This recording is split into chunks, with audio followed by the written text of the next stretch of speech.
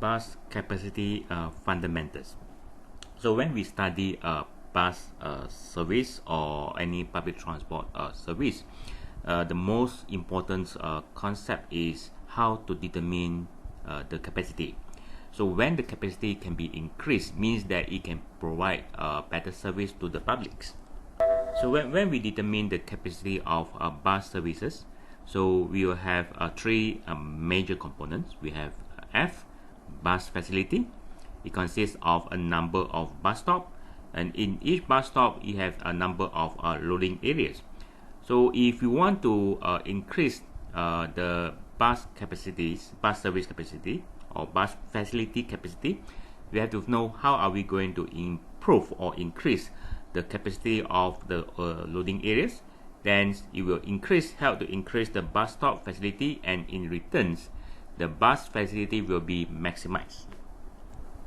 Okay, so like what I show you just now, okay, we have bus loading areas, bus stop, and the bus facility, and in this slide it shows the definition of each components. Okay, so like what I explained, okay, loading areas, okay, capacity will affect the bus stop capacity, and bus stop capacity will affect the bus facility capacities, or they are interrelated, but the factors, okay, influence the capacity of each components is not the same. They have the same similar factors, but they also can be affected by other factors as well. And this is what we are going to explain in the chapters. Several terminology in capacity calculations for public transport services. The first is the due time.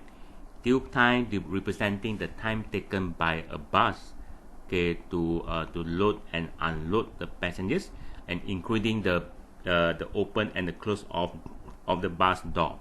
You can imagine that a bus enter the loading area, then you start counting, then the bus door will open, the passenger will leaving the bus and go into the bus, done, door close, and leaving the bus.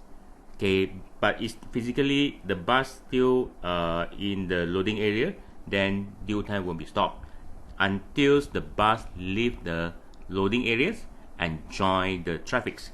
Then this time we call it due time. So, and later we will see that there are a number of factors can determine, okay, due times, the length of the due time. So which will be discussed. We will discuss this in the later sections. And the clearance time is the moment the bus about to leave the loading area but haven't joined the traffics, and the time taken for the bus to fully fully leaving the loading area. Okay, this is what we call clearance times. And the factors, okay, influence the clearance time is not the same like other factors which we believe that it will influence the due time. And the third terminology is the due time variability. Even under the same factor condition, and you will notice that, okay, not all the buses have the constant due time. There is a variations, and there are some other factors can influence the variation. Okay, whether there's a high variations or low variations. So this is the third term, and the last term is the failure rates. The failure rate is, okay, the probabilities the bus when it come to or reach the bus stop, the probability the bus fail to enter the loading area immediately. So this is what we call the failure rates, and this is very important. Okay, then we want to know how are we going to, of course we want to reduce the failure rate. So if we can minimize the rate, this rate means that we can improve the service level of the bus systems. Okay, this slide shows how to calculate the loading capacity.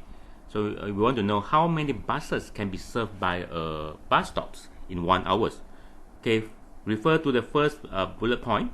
Okay, due time plus clearance time. It will give us the time taken, the average time taken for a bus to occupy the loading areas. During this period of time, okay, the other bus cannot enter the bus loading areas. So we label it as 1.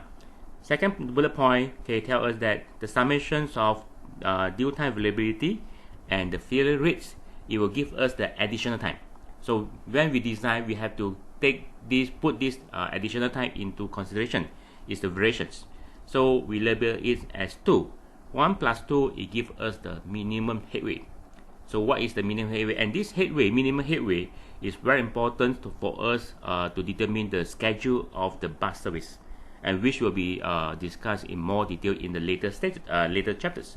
So when we divide the headway into the number of seconds in an hours, then this is what we want, what we call that the loading capacity. How many buses can be served, okay, in 1 hours.